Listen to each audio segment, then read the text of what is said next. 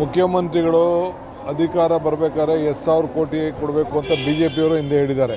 ನಮಸ್ಕಾರ ಸ್ನೇಹಿತರೆ, ಕಳೆದ 15 ದಿನಗಳಿಂದ ಕರ್ನಾಟಕದಲ್ಲಿ ಸಿಎಂ ಬದಲಾವಣೆ ಚರ್ಚೆ ಜೋರಾಗಿ ನಡೀತಿದೆ. ಒಂದು ಕಡೆ ಸಿಎಂ ಆಗಲೇಬೇಕು ಎಂದು ಡಿಕೆ ಶಿವಕುಮಾರ್ ಅವರು ಪಟ್ಟು ಹಿಡಿದಿದ್ದಾರೆ. ಆದರೆ ಸಿದ್ದರಾಮಯ್ಯನವರು ಮಾತ್ರ ಯಾವುದೇ ಕಾರಣಕ್ಕೂ ಸಿಎಂ ಸ್ಥಾನವನ್ನ ಬಿಟ್ಕೊಡೋದಿಲ್ಲ ಅಂತಿದ್ದಾರೆ. ಇನ್ನು ಸಿಎಂ ಆಗೋಕೆ 2,000 ಕೋಟಿ ಖರ್ಚು ಮಾಡಿದ್ರ ಡಿಕೆ ಶಿವಕುಮಾರ್ ಅವರು. 50 ಶಾಸಕರ ಬೆಂಬಲದೊಂದಿಗೆ ಕಾಂಗ್ರೆಸ್ಗೆ ಗುಡ್ ಬೈ ಹೇಳ್ತಾರ ಡಿಕೆ ಶಿವಕುಮಾರ್ ಅವರು. ಅಷ್ಟೇ ಅಲ್ಲದೆ ಬಿಜೆಪಿ ಸೇರ್ಕೊಳ್ಳುವಂತಹ ಪ್ಲಾನ್ ನಲ್ಲಿದ್ದಾರ ಡಿಕೆ ಶಿವಕುಮಾರ್ ಅವರು. ಅಮಿತ್ ಶಾ ಅವರನ್ನ ಭೇಟಿ ಮಾಡಿ ರಾಹುಲ್ ಗಾಂಧಿಗೆ ಶಾಕ್ ಕೊಟ್ರ ಈ ಡಿಕೆ ಶಿವಕುಮಾರ್ ಅವರು.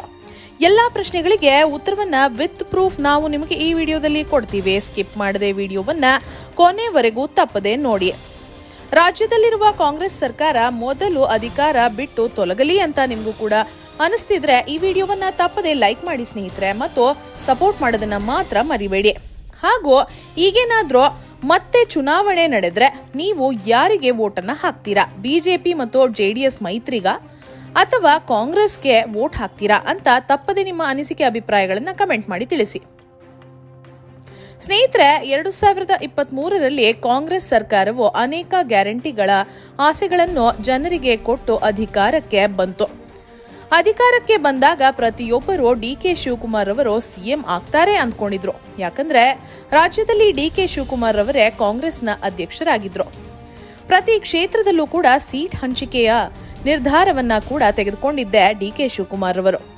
ಮತ್ತು ಅನೇಕ ಕಾಂಗ್ರೆಸ್ ಅಭ್ಯರ್ಥಿಗಳ ಕ್ಷೇತ್ರಗಳಿಗೆ ಹೋಗಿ ಕಾಂಗ್ರೆಸ್ ಎಂಎಲ್ಎಗಳನ್ನ ಗೆಲ್ಲಿಸುವಂತಹ ಕೆಲಸದಲ್ಲಿ ಡಿಕೆ ಶಿವಕುಮಾರ್ ಅವರು ನಿರತರಾಗಿದ್ರು.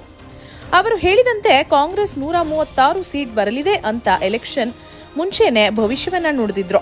ಅದರಂತೆಯೇ 136 ಸೀಟ್ಗಳನ್ನ ಪಡೆಯಿತು.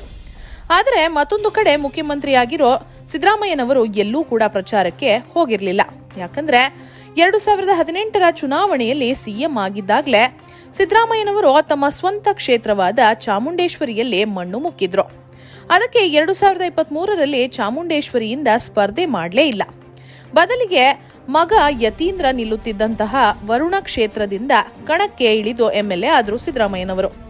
ಸಿದ್ದರಾಮಯ್ಯನವರಿಗೆ ಎಷ್ಟು ಭಯ ಆಗಿತ್ತು ಅಂತಂದ್ರೆ ಚುನಾವಣೆಯ 20 ದಿನಗಳ ಹಿಂದೆಯಿಂದ ಕೂಡ ವರುಣ ಕ್ಷೇತ್ರದಲ್ಲೇ ಕೂತು ಪ್ರಚಾರವನ್ನ ಮಾಡಿದ್ರು. ಬೇರೆ ಯಾವ ಕ್ಷೇತ್ರಕ್ಕೂ ಕೂಡ ಕಾಲು ಇಡಲಿಲ್ಲ. ಆದರೆ ಡಿಕೆ ಶಿವಕುಮಾರ್ ಅವರು ತಮ್ಮ ಕನಕಪುರ ಕ್ಷೇತ್ರಕ್ಕೆ ಕಾಲಿಡಲೇ ಇಲ್ಲ.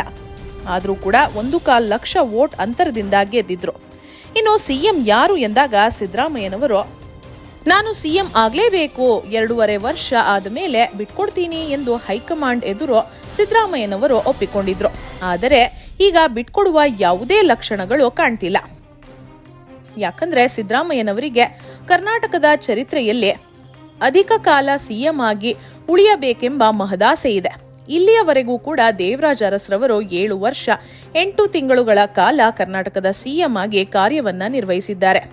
ಇನ್ನು ಸಿದ್ದರಾಮಯ್ಯನವರು 7 ವರ್ಷ 6 ತಿಂಗಳು ಮುಖ್ಯಮಂತ್ರಿಯಾಗಿ ಕೆಲಸವನ್ನ ಮಾಡಿದ್ದಾರೆ.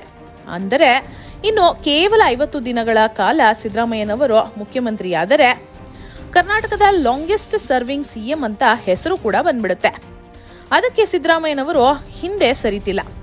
ಇನ್ನು ಡಿಕೆ ಶಿವಕುಮಾರ್ ಅವರ ಜೊತೆಗೆ 50 ಶಾಸಕರ ಬೆಂಬಲವಿದೆ. ಜೈಲಿನಲ್ಲಿರೋ ವೀರೇಂದ್ರ ಪಪ್ಪಿ ಮತ್ತು ಇತರ ಶಾಸಕರ ಬೆಂಬಲ ಪಡೆದು ಡಿಕೆ ಶಿವಕುಮಾರ್ ಅವರು ಹೈಕಮಾಂಡ್ ಮುಂದೆ ಖಡಾಖಂಡಿತವಾಗಿ ಹೇಳಿದ್ದಾರೆ, ನೀವೇನಾದ್ರೂ ನನ್ನನ್ನ ಮುಖ್ಯಮಂತ್ರಿ ಮಾಡದಿದ್ರೆ 50 ಶಾಸಕರ ಸಮೇತ ರಾಜೀನಾಮೆ ನೀಡುತ್ತೇವೆ, ಆಗ ಕರ್ನಾಟಕದಲ್ಲಿ ಕಾಂಗ್ರೆಸ್ ಸರ್ಕಾರ ಬೀಳಲಿದೆ ಎಂದು ಡಿಕೆ ಶಿವಕುಮಾರ್ ಅವರು ವಾರ್ನಿಂಗ್ ನೀಡಿದ್ದಾರೆ. ಮತ್ತೊಂದು ಕಡೆ ಸಿದ್ದರಾಮಯ್ಯನವರು ಕೂಡ ಹೈಕಮಾಂಡ್ಗೆ ಬೆದರಿಕೆಯನ್ನ ಹಾಕ್ತಿದ್ದಾರೆ.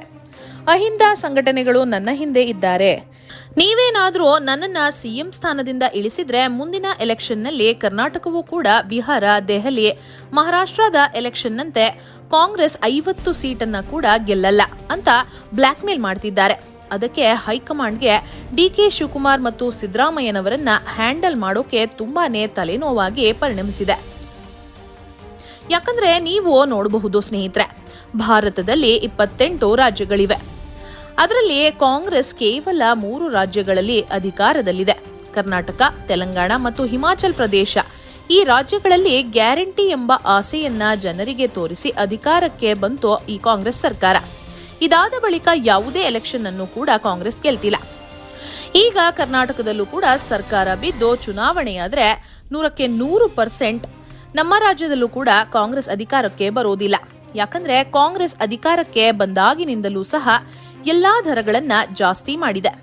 ಹಾಲಿನ ದರ 9 ರೂಪಾಯಿ, ಬಸ್ ಟಿಕೆಟ್ ದರ 15%, ನಂದಿನಿ ತುಪ್ಪದ ಬೆಲೆ ಲೀಟರ್ಗೆ 90 ರೂಪಾಯಿ, ನಂತರ ಆಲ್ಕೋಹಾಲ್ನ ಬೆಲೆ ಬರೋಬ್ಬರಿ 30%, ಮೆಟ್ರೋ ಬರೋಬ್ಬರಿ 70%, ಕರೆಂಟ್ ಬಿಲ್ಲು, ನೀರ್ ಬಿಲ್ಲು, ಪೆಟ್ರೋಲ್ ಬರೋಬ್ಬರಿ 5 ರೂಪಾಯಿ, stamp duty, registration charges, meter charges, ಈ ರೀತಿ ಹೇಳ್ತಾ ಹೋದ್ರೆ ಲಿಸ್ಟೇ ನಿಲ್ಲೋದಿಲ್ಲ ಬಿಡಿ.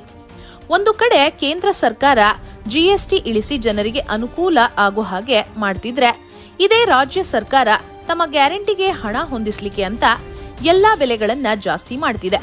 ಅದಕ್ಕೆ ಮುಂದಿನ ಬಾರಿ 100% ಬರೆದು ಇಟ್ಕೊಳ್ಳಿ. ಕರ್ನಾಟಕದಲ್ಲಿ ಯಾವುದೇ ಕಾರಣಕ್ಕೂ ಕೂಡ ಕಾಂಗ್ರೆಸ್ ಅಧಿಕಾರಕ್ಕೆ ಬರೋದಿಲ್ಲ. ಅದಕ್ಕಾಗಿಯೇ DK ಶಿವಕುಮಾರ್ ಅವರು ಈ ಬಾರಿ ಸಿಎಂ ಆಗದಿದ್ರೆ ಮತ್ತೆ ಸಿಎಂ ಆಗೋದಕ್ಕೆ ಕನಿಷ್ಠ ಪಕ್ಷ ಅಂತಂದ್ರು 2033 ಅಂದ್ರೆ 8 ವರ್ಷಗಳ ಕಾಲ ಕಾಯಲೇಬೇಕು. ಈ ಕಾರಣಕ್ಕೆ DK ಶಿವಕುಮಾರ್ ಅವರು ಅಷ್ಟೊಂದು ಪಟ್ಟು ಹಿಡಿತಿರೋದು. ಇನ್ನು ಕಾಂಗ್ರೆಸ್ನ ಹೈಕಮಾಂಡ್ ಆದ ರಾಹುಲ್ ಗಾಂಧಿ, ಸೋನಿಯಾ ಗಾಂಧಿ ಇವರಿಬ್ಬರಲ್ಲಿ ರಾಹುಲ್ ಗಾಂಧಿ ಭಾರತದಲ್ಲೇ ಇಲ್ಲ. ಅವರು ಟ್ರಿಪ್ನಲ್ಲಿ ಬ್ಯುಸಿ ಆಗ್ಬಿಟ್ಟಿದ್ದಾರೆ.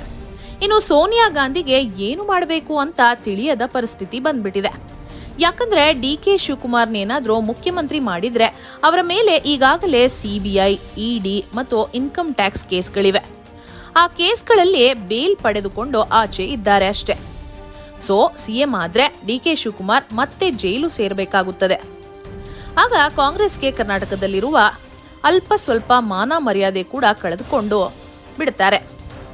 ಆದ್ರೆ ಸಿದ್ದರಾಮಯ್ಯನವರು ಯಾವುದೇ ರೀತಿಯ ಭ್ರಷ್ಟಾಚಾರದ ಕೇಸ್ ಆಗಲಿ, ಹಗರಣದ ಕೇಸ್ ಆಗಲಿ ಸಿದ್ದರಾಮಯ್ಯನವರ ಮೇಲಿಲ್ಲ. ಅವರ ಬಗ್ಗೆ ತುಂಬಾ ಕ್ಲೀನ್ ಇಮೇಜ್ ಇದೆ. ಕೇವಲ ಮೂಡಾ ಪ್ರಕರಣವು ಅವರ ಮೇಲಿತ್ತು. ಅವರ ಪತ್ನಿಗೆ ಬಂದಿದ್ದಂತಹ ಅಷ್ಟೂ ಸೈಟ್ಗಳನ್ನ ವಾಪಸ್ ನೀಡಿ ಒಳ್ಳೆಯವರು ಅನ್ಸ್ಕೊಂಡ್ಬಿಟ್ರು. ಮತ್ತೊಂದು ಕಡೆ DK ಶಿವಕುಮಾರ್ ಅವರು ಅಮಿತ್ ಶಾ ಅವರನ್ನ ಭೇಟಿ ಮಾಡಿದ್ದಾರೆ ಅನ್ನುವಂತಹ ಬಾಂಬ್ ಅನ್ನ ಸಿಡಿಸಿದ್ರು ಕುಮಾರಸ್ವಾಮಿ ಅವರು. ಆದ್ರೆ DK ಶಿವಕುಮಾರ್ ಅವರು ಹೇಳಿದ್ರು, ನಾನು ಯಾರನ್ನೂ ಕೂಡ ಭೇಟಿ ಮಾಡಿಲ್ಲ, ರಾಜಕೀಯ ಮಾತನಾಡಿಲ್ಲ. ನೀವ್ಯಾರಾದ್ರೂ ಪ್ರೂವ್ ಮಾಡಿಬಿಟ್ರೆ ರಾಜಕೀಯ ನಿವೃತ್ತಿ ತೆಗೆದುಕೊಂಡ್ಬಿಡ್ತೀನಿ ಅಂತ ಪತ್ರಕರ್ತರಿಗೆ ಚಾಲೆಂಜ್ ಅನ್ನ ಹಾಕಿದ್ರು. ಅಷ್ಟೇ ಅಲ್ಲದೆ ಕಾಂಗ್ರೆಸ್ನಲ್ಲಿ ಮುಖ್ಯಮಂತ್ರಿ ಆಗೋಕೆ DK ಶಿವಕುಮಾರ್ ಅವರು 2,000 ಕೋಟಿ ಖರ್ಚು ಮಾಡಿದ್ದಾರೆ ಎಂಬ ಮಾತುಗಳು ಕೂಡ ಕೇಳಿ ಬರ್ತಾ ಇದ್ದಾವೆ.